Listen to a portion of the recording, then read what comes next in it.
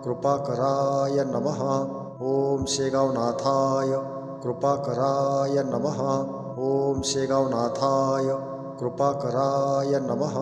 ओम शेगावनाथाय कृपाकराय नमः. ओम शेगावनाथाय कृपाकराय नमः. ओम शेगावनाथाय कृपाकराय नमः. ओम शेगावनाथाय कृपाकराय नमः. ओम शेगावनाथाय कृपाकराय नमः. ओम शेगावनाथाय कृपाकराय नमः.